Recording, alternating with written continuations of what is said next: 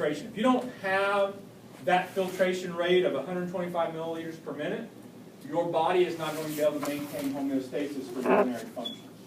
So the only pressure that is favoring the 125 milliliters per minute is blood pressure. So right off the bat here, we have a strong connection between the cardiovascular system and the urinary system, because if my body doesn't maintain a high enough mean arterial pressure right here of 55 millimeters of mercury, I will not be able to perform, urinary homeostasis, if you will. So this is what's most important. Now, we can look at this and we can make some what-ifs about these pressures if something were to go wrong.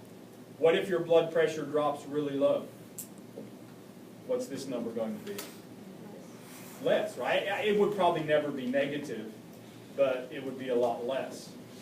And so then what happens to if that's the net filtration pressure, that then determines, I'll just abbreviate this, the glomerular filtration rate.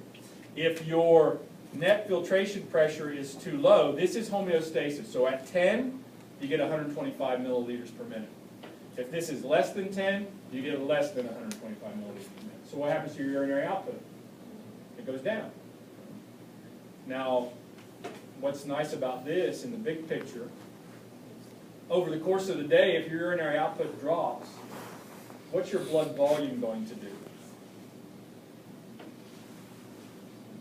You're urinating less, so that means you're holding on to more water, right?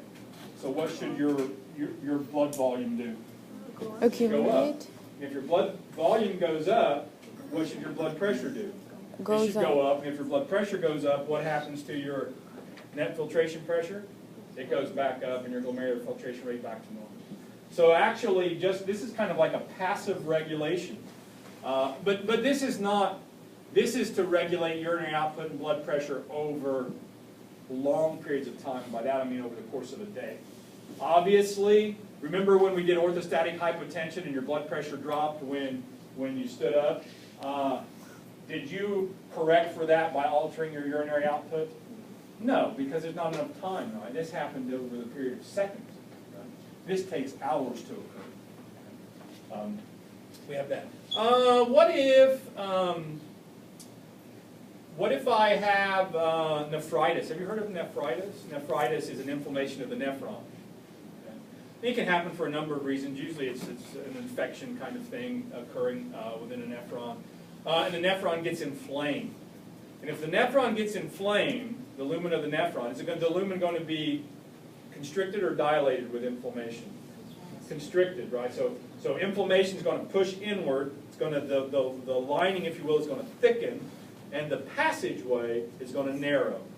So if the passageway of the nephron narrows, which of these pressures am I affecting?